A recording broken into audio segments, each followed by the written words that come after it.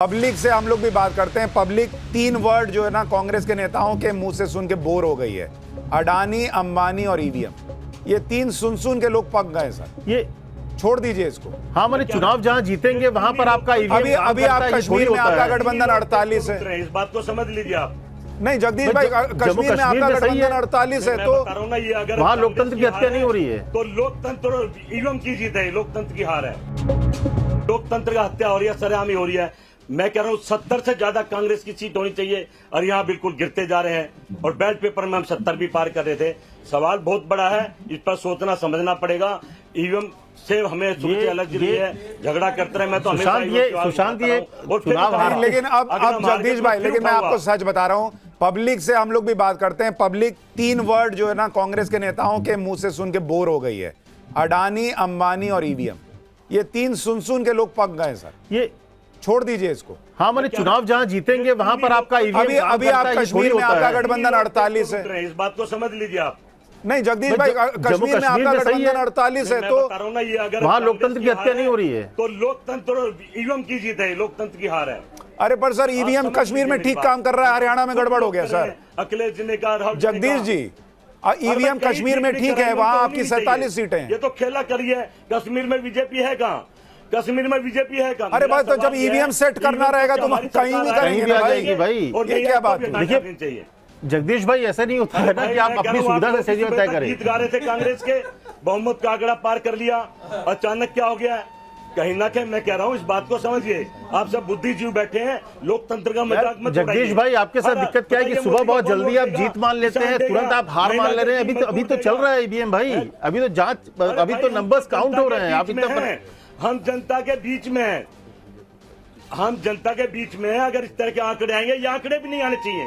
ये भजम ही नहीं है किसी को भी। आप बात करिए, बाहर जाके गोदी मीडिया के अलावा किसी से पूछिए, यहाँ सारी मीडिया खड़ी है, सबके मुंह उतरे हुए, ये हुआ क्या? भाई कहीं ना कहीं आप इसको मजाक में मत लीजिए। ये लोकतंत्र की हत्या है। मोदी जी को कोई पसंद नहीं कर रहा है। मोदी जी खुद चुनाव में नहीं जा रहे थे, आरएसएस ने क्या दिया, आपका चेहरा अच्छा नहीं, पीछे हो जाइए। पर फिर मोदी जी जीत रहे हैं, भारतीय जनता पार्टी जीत रही है, तो कैसे जीत रही है? सवाल ये है। आप इसको हंस ले, कैसे ले ले, मजाक में ले ले, पर देश के प्रति आपकी भी जिम्मेदारी होनी चाहिए। ऐसा चल नहीं रहा है। मोदी की गारंटी, कहाँ डीजल पेट्रोल कम होगा, कहाँ 2 करोड़ नौकरी दे रही, महिला बेटी रोज इज्जत उल्टी जा रही है, पहलवान बेटों के साथ अत्याचार हो रहा है। इस पर आप बताइए ना, कहाँ मोदी की गारंटी काम कर रही है? ठीक है जगदीश भाई, ईवीएम खराब है, अब इससे ज्यादा क्या बोले? ठीक है, रहने दीजिए, खत्म हो गया मामला। एक लाइन में ईवीएम खराब है। जीतेंगे तो भी ईवीएम हटाएंगे। मैं ये कहना चाहता हूँ, ईवीएम वाकई खराब है। हाँ, तो ईवीएम खराब है, अब हो गया खत्म। इसमें कहानी खत्म हो गई, फिर आपसे कुछ पूछने को ही नहीं बचा। 60 पे नीचे जा रहे हैं। फिनिश, टाटा, खत्म, बाय बाय, हो गया, ईवीएम खत्म। मेरे से पहले मोदी जी शोर मचा रहे थे। अरे सर, अगर मोदी जी ने कब बोला ईवीएम खराब है, बताइए मुझे। नाम देकर ठप्पा। अरे सर, क्या बात कर रहे हैं? ठीक है, छोड़िए, अब मैं क्या बोलूं सर, मैं क्या बोलूं? हर बार इलेक्शन के बाद यही माथा पिच्ची, यही लड़ाई। सच मायने में जगदीश भाई, मैं क्या बोलूं सर, मेरे पास कुछ नहीं है शब्द। अब बार बार फैक्ट्स और फिगर्स रख के हम लोग भी थक गए। लोग क्यों वोट दें? थक गए, अब नहीं होता है सर, जाने दीजिए, छोड़िए। बताइए ना, क्या आप खुद देखिए ना, कुमारी शैलजा हंस रही हैं। आज में बैठ गया मजदूर, क्या फुटपाथ? एक बार अनिल विज कुछ कह रहे हैं, वो सुनिए, क्या बोलूं? हंसने तो कुमारी शैलजा जी हंसेंगे। कांग्रेस को हरियाणा की जनता अच्छी तरह सबक सिखाती नजर आ रही है। ये सवेरे सवेरे इन्होंने झूठ की दुकान खोली थी और वहाँ से नकली पानी, नकली बिस्कुट निकल रहे थे और नकली जलेबियाँ निकल रही थी। तो अब वो जो नकली चीज़ होती है, अगर किसी को नकली जूता पहना दो तो घर जाते जाते वो फट जाता है।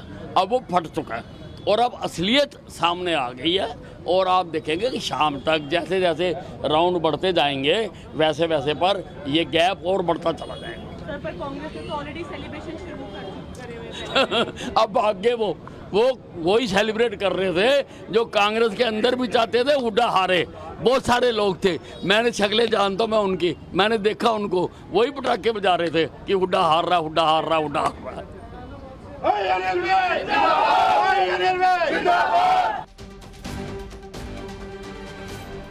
तो अनिल विज को उम्मीद है कि बीजेपी सरकार बना लेगी। बड़ी खबर यह भी आ रही है कि खट्टर साहब का जो इलाका है, जीत का अंतर बढ़ता जा रहा है, अनिल विज कह रहे हैं, ये बड़ी खबर है। और इस बीच खबर यह आ रही है कि करनाल जो खट्टर साहब का रीजन है, वहां पर 5 विधानसभा सीटें और 5 पर बीजेपी बढ़त बनाए हुए है।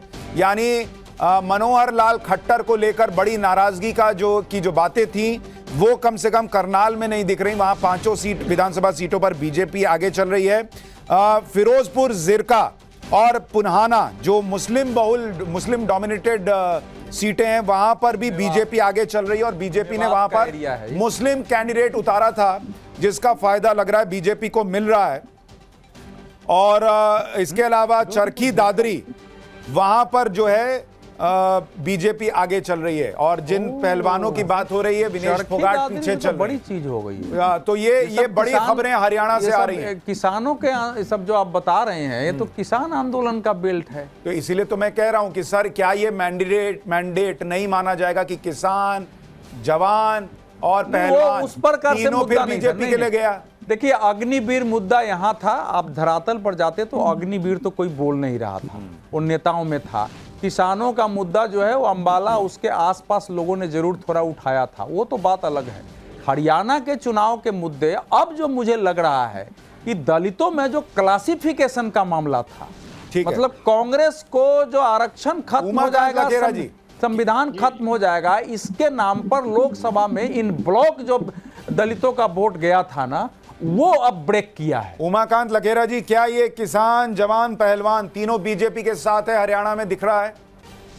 देखिए जो जमीनी हकीकत थी और जनरल परसेप्शंस था हरियाणा से, ग्राउंड रिपोर्ट्स थी, किसी ग्राउंड रिपोर्ट्स ने ये नहीं बताया कि बीजेपी जीत रही है। इवन पॉलिस्टर्स ने भी नहीं बताया, जितने 5-6 एजेंसीज के सर्वे हुए हैं। और जवान जो अग्निवीर का मुद्दा था, ये मुद्दा ग्राउंड पर था, जमीन पर था। 5-6 जिले हैं हरियाणा के जहां पर अग्नि सेना में भर्तियां होती हैं। झज्जर हुआ, महेंद्रगढ़ हुआ, कई जिले हैं 5-6। तो कहानी ये है कि ये मुद्दा था वहां पर। और रेवाड़ी में तो मोदी जी ने जब पताका पहनाई थी 2013 में तो 14 में, तो वहाँ उन्होंने ये बड़ी भारी रैली पूर्व सैनिकों की हुई थी। तो ये बड़ा मुद्दा था वहाँ पर। और अभी भी मैं ये कह रहा हूँ कि किसानों में नाराजगी थी। 700 से ज्यादा किसान मरे, आंदोलन के दौरान मरे, बीमारी से या तो जो भी कारण हुए दुर्घटना से। तो मैं ये कह रहा हूं, देखिए भाई जो नाराजगी हो वो तो कम से कम आंकड़ों में नहीं दिख रही। डोडा में आम आदमी पार्टी आगे, जम्मू कश्मीर में नवमान शर्मा आपके लिए खुशखबरी लेकर आया हूं। जम्मू कश्मीर में डोडा में आम आदमी पार्टी आगे हो गई है। पूरे अभी इन दोनों जगहों पर रुझानों में पहली बार आम आदमी पार्टी के आगे होने की खबर है। बहुत महत्वपूर्ण हरियाणा के लिए। 1 मिनट आ रहा हूं। नवमान शर्मा थोड़ा सा मुस्कुराइए भाई, खाता खुल रहा है। मैं आपको यही बोल रहा हूँ कि अभी हमें इंतजार करने की जरूरत है। हमें पूरी उम्मीद है कि दोनों जगह आम आदमी पार्टी जो है विधानसभाओं में एंटर करेगी। इसके साथ ही हम देश की 6 विधानसभाओं में हमारे प्रतिनिधि होंगे। हमें पूरी उम्मीद है। देखिए हम बहुत ऑर्गेनिक पार्टी है, ना हमारे पास पैसा है, ना हमारे पास रिसोर्सेज है, हमारे पास तो सिर्फ लोगों की ताकत है। हमने तो हरियाणा पे रिक्शों पे प्रचार किया है। हमारे पास कार्यकर्ताओं को खिलाने के लिए हमारे पास साधन नहीं थे। अच्छी बात आपकी ये लग रही है और लगती भी है कि आप लोग कम से कम ईवीएम का रोना नहीं रोते। जो हो रहा है ठीक है, ऊपर नीचे देखेंगे, क्या करना है नहीं करना है, गलती हो गई अच्छा हो गया वो देखेंगे। हर बार जो है वो ईवीएम को गाली देना वो वाला काम आप नहीं करते हैं। ये कम से कम मैं इसको अप्रिशिएट करता हूँ, इसको मानता हूँ। 10 साल से देखता अमित कुछ कह रहे हैं। अमित 1 मिनट गौरव, कांग्रेस में कोई